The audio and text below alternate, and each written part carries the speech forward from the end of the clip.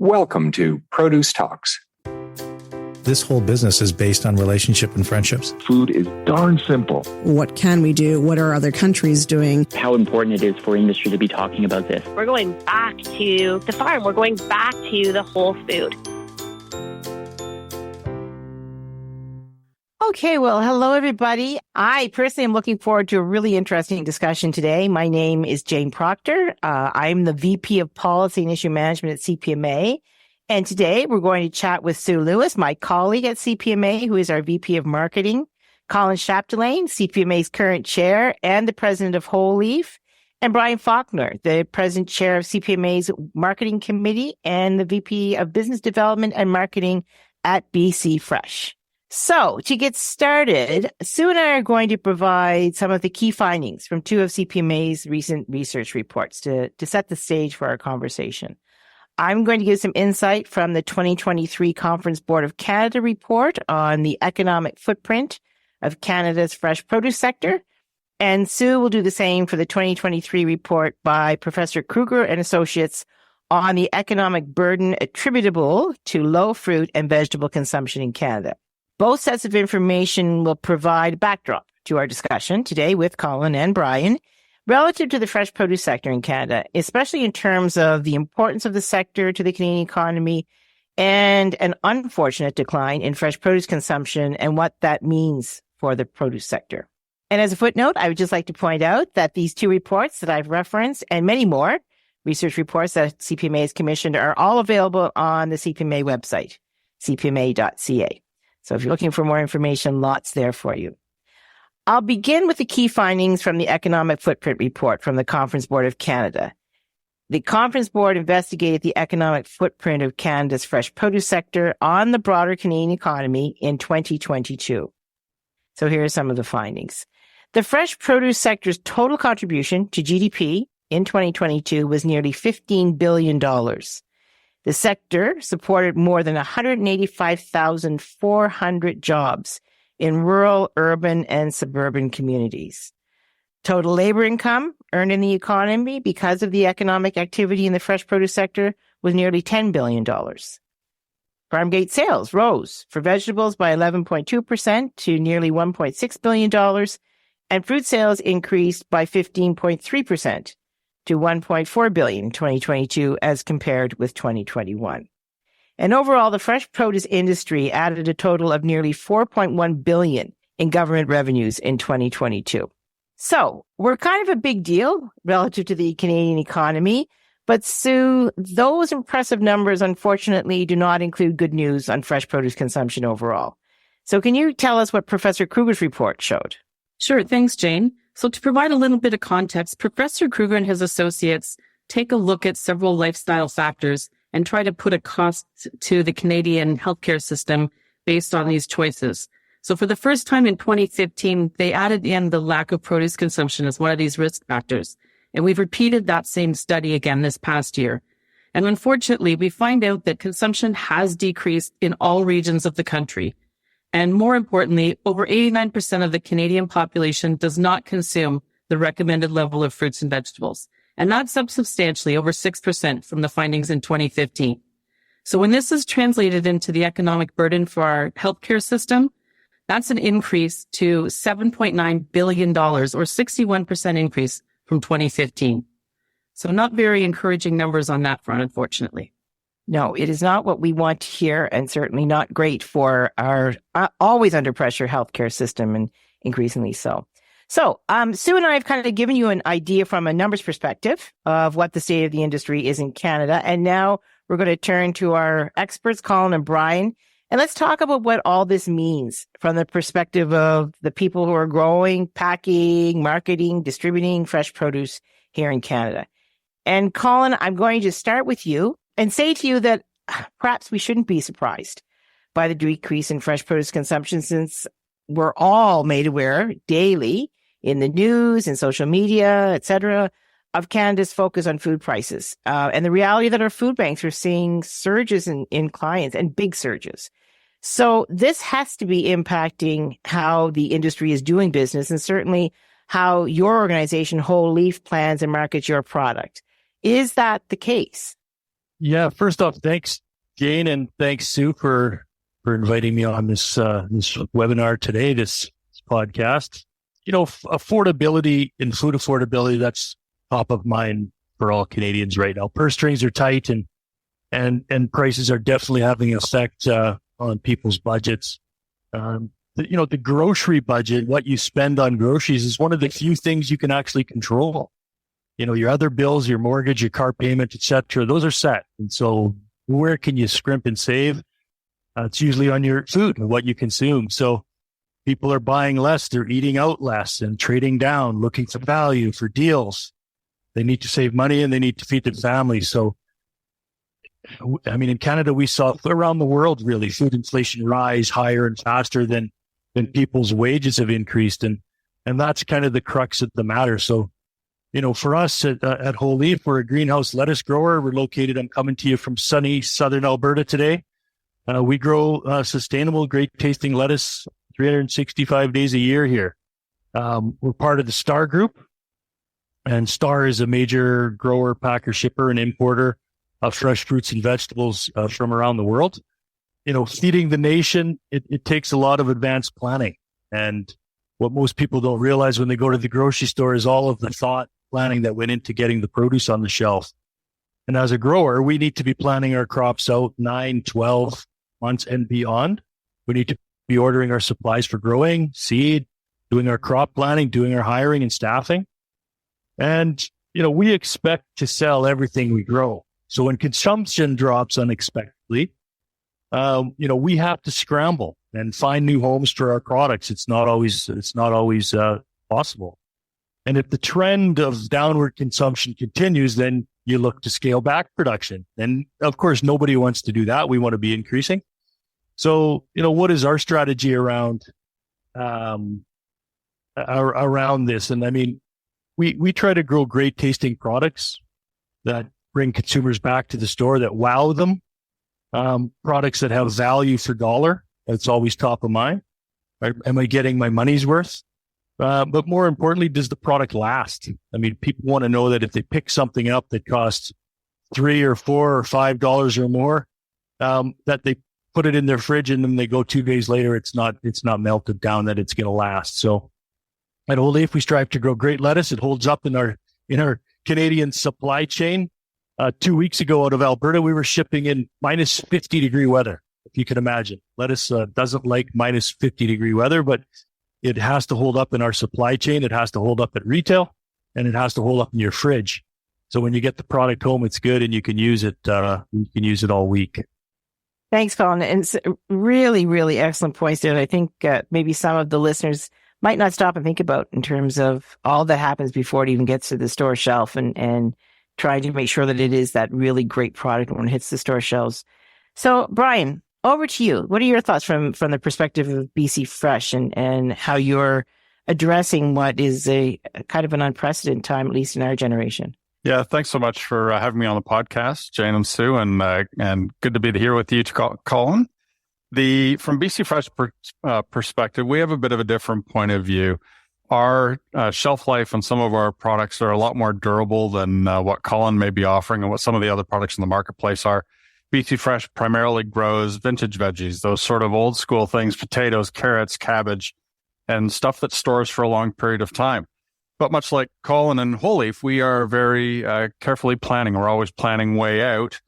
And a lot of the input costs are already baked into our product. The potatoes that we planted in March, April, and May and harvested in September, October, and we've put away in storage, that pricing's already set. The fuel costs are already in there, the fertilizer costs, the seed costs, the labor costs, all those things that go into getting the product into the barn, so to speak, are already in the product. And so when there's pricing pressures and prices are coming down on some things, we're seeing packaging costs are softening a little bit and some of the other input costs.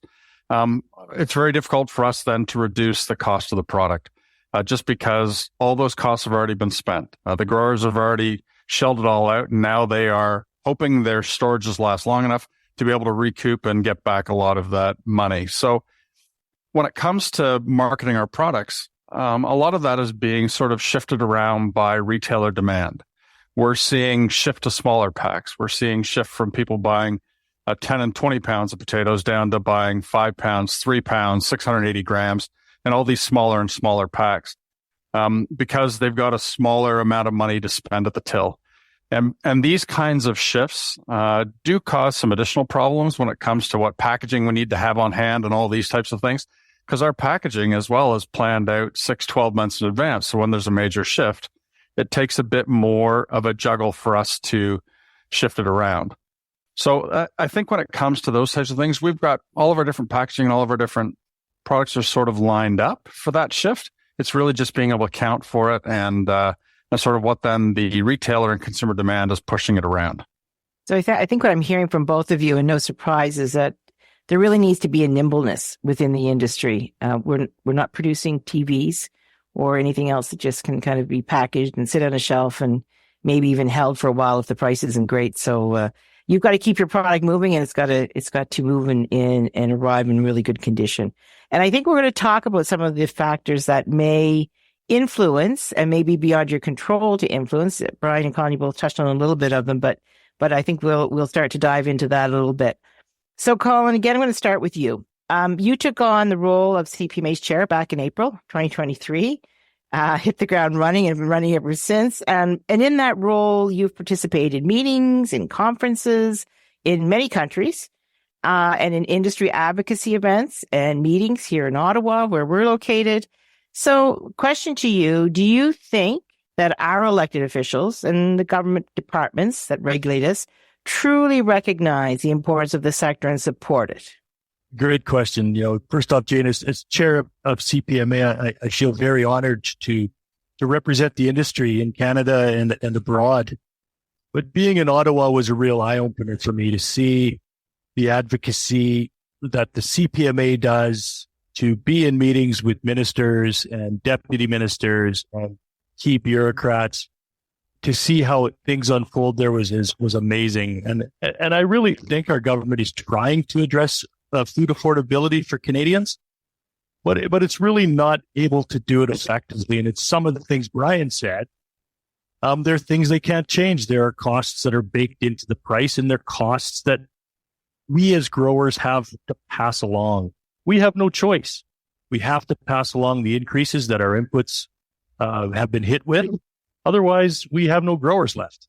It's pretty simple. So those increases get passed on, and the price at the retail goes up. So our government's effectiveness in mitigating food affordability or addressing food affordability, their hands are really tied. They're trying to do it. There's political image that they're putting out there to show they're doing things, but it's very difficult for them to have any effect. The government departments that we met with numerous times, and the bureaucrats, they're given their marching orders from the elected officials, and so they're doing their job. They've got their KPI from their boss, and they're trying to hit their numbers, rightly or wrongly. They execute on the government's orders, and some of our elected officials have taken really dogmatic positions to address the concerns, whether it be around carbon reduction or plastics reduction and food affordability. So, that said, I don't want to be harsh, but I want to be realistic. And I think the government recognizes the importance of food affordability in our sector and produce in our sector, without question. And I was with the Prime Minister at the San Francisco meetings, and I actually said to him that during the pandemic, the Liberal government helped us tremendously with getting temporary foreign workers into the country, facilitating their quick entry and managing to get our products across the border, and both north and south. So I did thank him for that, because it did happen where they did care about what we were doing. So, sure, some mistakes were made made and have been made and continue to be made, but food security and availability was top of mind, of course, during the pandemic. So, however, and last point on this one, I think I scratched my head a little bit with some of and I mentioned dogmatic policies that are in place, and particularly in the Environment and Climate Change Canada camp, where the plastics issue and the compostable PLU issue, they've created this regulatory burden and this overhead on our business where we have to be ready for, what they're proposing, which has not been met with a proper impact assessment of how it's going to impact our industry. And it's just really a dogmatic approach to do this. We're going to eliminate plastic. So despite multiple meetings in multiple, areas with different officials, we were really stymied on things like the P2, where they did not want to listen to what we were saying. And we laid the logic out very clearly that without plastics, for certain items, bagged lettuce, we grow lettuce. So we put it in bags. We put it in sleeves. We had no alternatives to that. Berries, there would be no berry industry in BC or elsewhere without a proper way to transport it. Fresh cut fruit, it's another one. So, I think there's two sides. Some of it was very good in Ottawa and some of it was very frustrating. So I think in the end, being a part of that and seeing it firsthand, I can't say enough about the CPMA and how they worked and pushed this with in Canada and with officials in the US to raise it to the highest levels, to take it to the ministers, take it to the top officials in the US and our counterparts in the US at the IFPA and elsewhere, Western growers, pushing this agenda, banging enough drums so that in the end, I think this issue is going to get suppressed enough that we can have a more reasoned and collaborative approach to take forward. Because we're not against elimination of plastics. We're advancing on that, but we need to do it in a way that's not going to cause food insecurity, cause business interruption, and cause people that have spent their whole lives building their businesses hardship. Yes, and thanks, Colin, for noting that. I mean, that certainly we could have podcast after podcast just on that whole topic of plastics and the bigger topics of sustainability alone. One thing I think that I want to ask you about, and Brian, I'm going to come to you too, so get ready. When you think about not just the more recent strain that the industry's been on as we're trying to cope with what may come in terms of plastic legislation and policy, but broader, and you talked about some really great things that happened during the pandemic, and you and Brian both home base in BC, and you saw a terrible situation there that did get addressed quite quickly, so that product continued to move when the floods occurred. But just thinking big picture, not in the middle of these catastrophes that we've seen, any thoughts in terms of what change might be needed from the government's perspective, or particular areas of focus that could ensure the ongoing success of the industry? Oh, I got how long do we have, Jane? I think overall making food a priority. Food has to become a critical priority at the top of the list, like getting grain to port or keeping the airports open. Food has to become the priority first of all. That ensures unimpeded flow north and south, food perimeters. I mean, if it's considered a priority, then all of the things that I think have caused a lot of hardship. And I'll give you an example. We had some cold weather in BC. All of the natural gas supplying the boilers to heat the greenhouses got curtailed in BC. So price of natural gas went from, $3 or $4 a gigajoule to $30 a gigajoule. And somebody's bill went from, to 10 times the amount. And growers just have to absorb that. Getting $1 million bill for your gas bill in January because they interrupted your contract. I mean, these things happen. And if food is considered a priority, those things need to be considered along the way. The second thing I would say is ensuring success in the industry is collaborating with industry before introducing policy. You're going to go to market with something new. It's nice to have some market research on how it's going to play. And, the government has not done that with this latest plastics initiative, the P2 pollution prevention ban, and good intentions, but completely misguided. had they stopped and collaborated, I think we could have come to something that was going to be a lot better in the end, better product that, everybody could accept. So that would be my big second point. So I'll leave it at that. I want to leave Brian some time to also throw some, because he's got some good ones, I know, working with many growers all at once. Yeah, thanks for that, Colin, and good point. You both work with growers, and I know, Brian, perhaps you have a bigger diversity in terms of the as you say, the core crops, or I forget what you call them, but some of the crops that we have been seeing for years and can and hope to always see. So maybe over to you, and Brian, maybe you can talk to some of these things, like what can the government do to ensure the success of the industry? Love that Colin talked about food as a priority, talked about collaboration with the industry and I would say at the outset, rather than halfway through the process of setting policy or regulations. But over to you to really talk about what you see as opportunities for government to continue to support industry and to make sure of our ongoing success. Yeah, thanks very much. And Colin made some great points. Just to reiterate on that a little bit, that the elected officials and bureaucrats, they're all highly educated and well-informed people, but they're still everyday consumers at the end. And many of them don't understand the magic that it takes to get produce to market and how this whole machine works. And that it's not just a snapshot in time.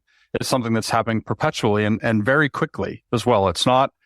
We're not shipping tissue paper. We're not shipping hard goods. We're shipping stuff that has a limited shelf life that really needs to be handled in a very precise way under perfect conditions in order to make sure it lasts.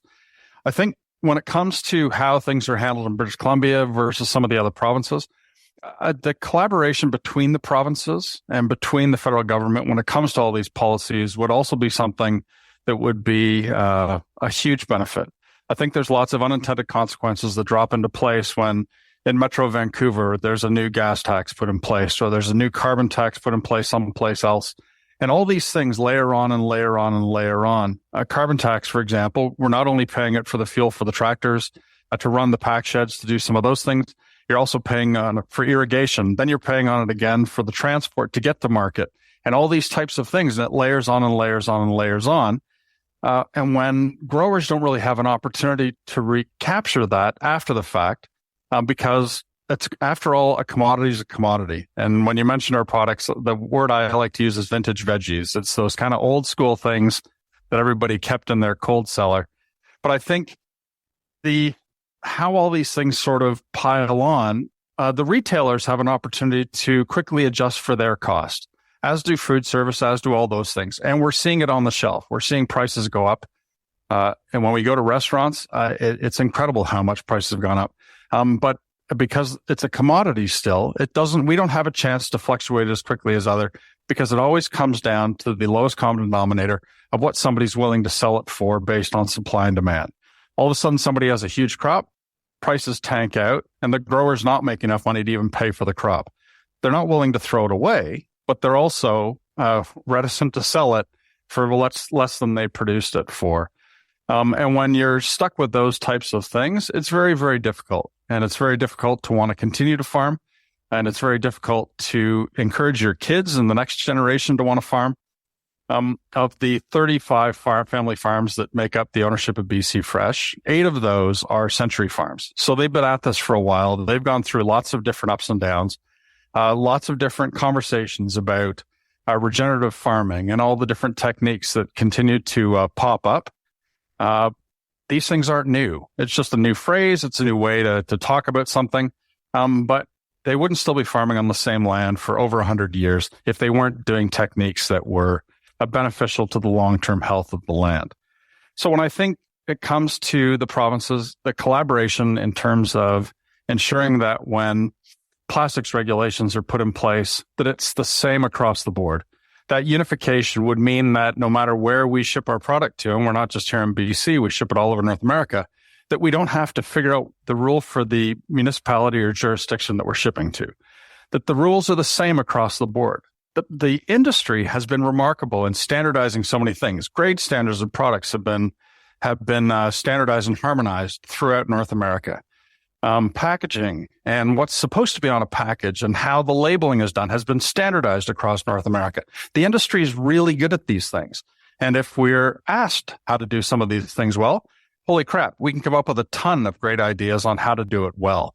So as Colin said, ask us before instead of after, because when you ask us after, we'll have nothing but bad things to say. But when you ask us before and we're collaborative, then guess what? We'll get it done, because produce is a fast industry. We have to get it done every single day of the week. There's no time for sleeping. There's no time for just moving on to the next thing, because you're always moving quickly to make sure that there's food on people's plates at the end of the day. Very good points, Brian. And I think Sue and I are learning some new terms here. At least I am. Vintage veggies. I love it. Brian, I just want to say, I just loved that answer. If you're running for office, I'm voting for you. It all goes down to regulatory burden. That's what this is about.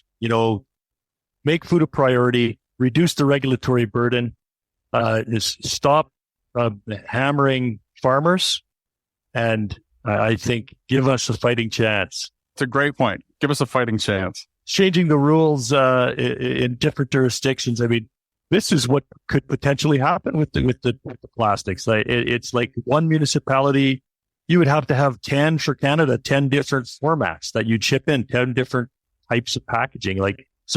Regulatory burden in a nutshell. Don't change the rules at halftime. There you go. Thanks so much. We've talked a lot now about regulation or cumulative burden, what government can do to support us, the other pressures that the industry is feeling. We talked earlier, Sue gave us a heads up in terms of what we're seeing in consumption. So maybe we'll move to that and we can come back to one final question around the trade side at the end. But Brian, I'm going to turn to you. So we heard from Sue, research indicates that in the inflationary times, price is, of course, top of mind for most families. We talked about that. Yet there are ways to incorporate produce into your meal planning, even on a budget.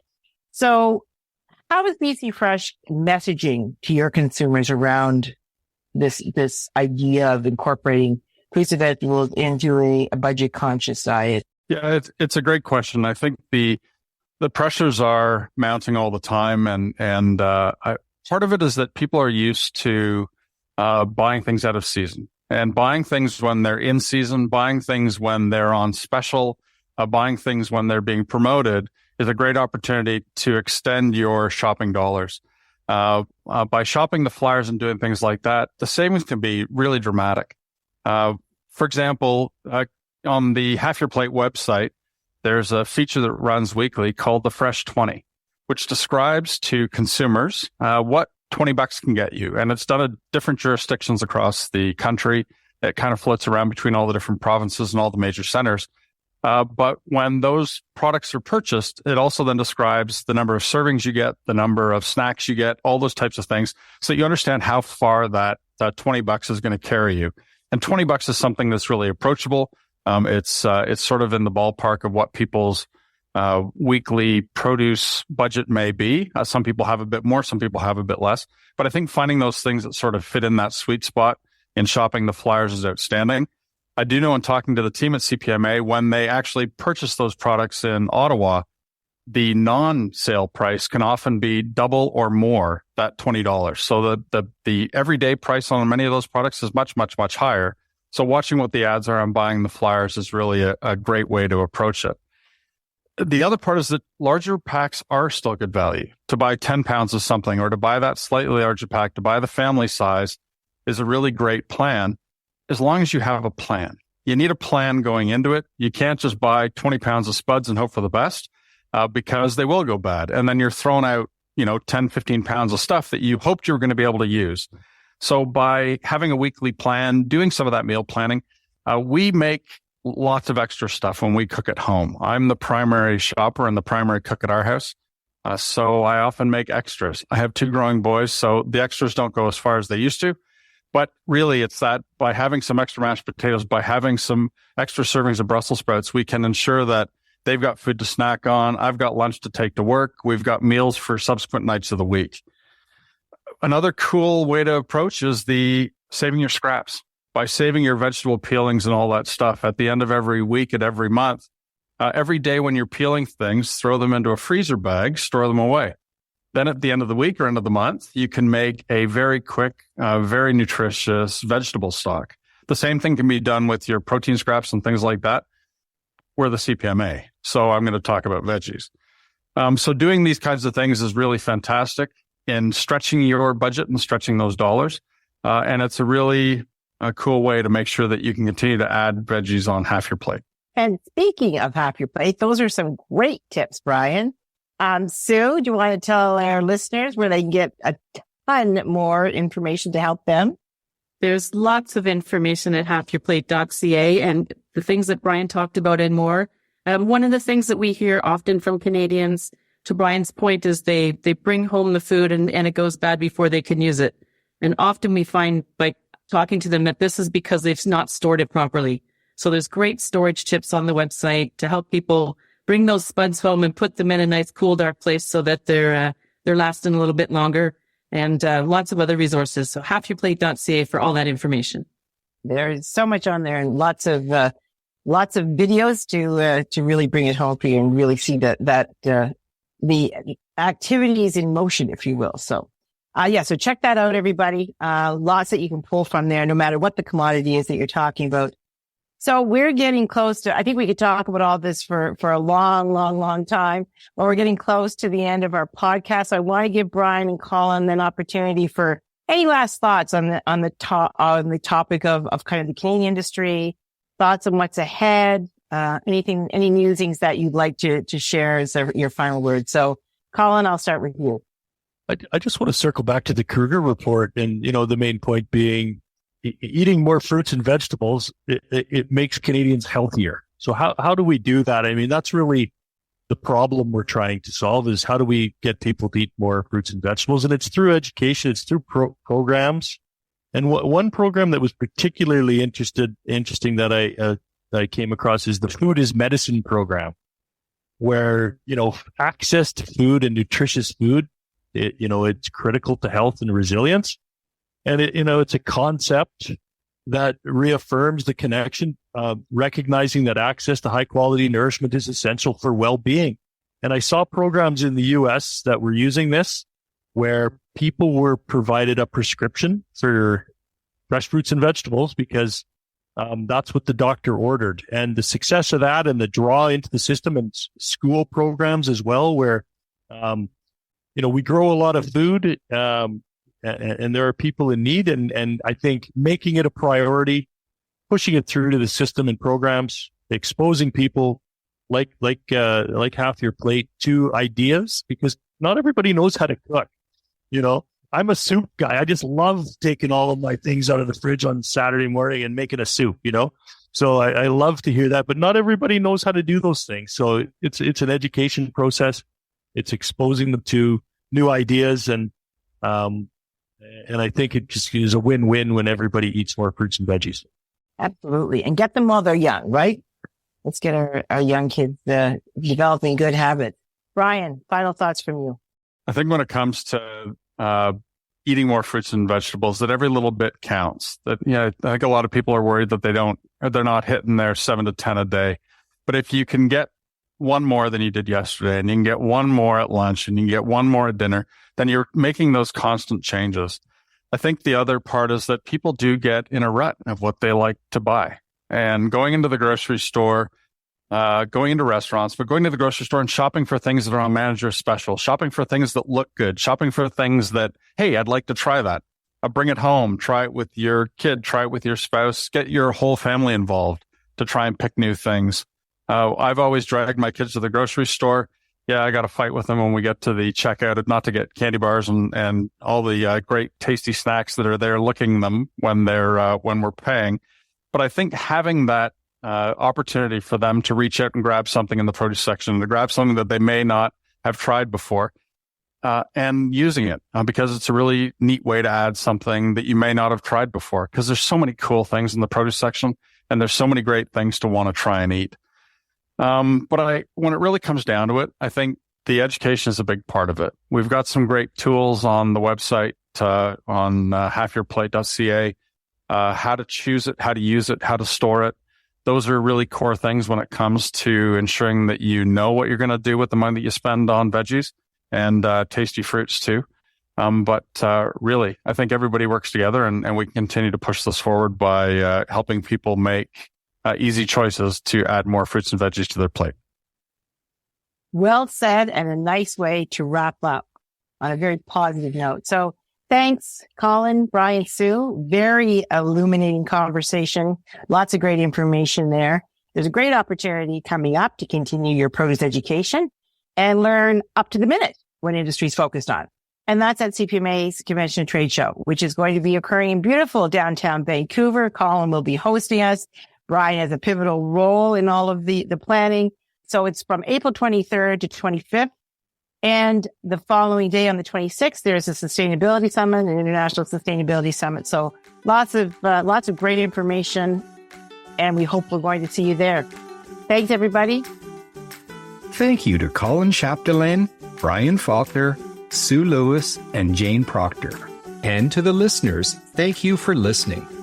If you like what you hear, please subscribe to Produce Talks at Google or Apple Podcasts, Spotify, and on most other podcast players. Until next time, fill half your plate with fruits and veggies, continue to seek out new knowledge, and basically never stop growing.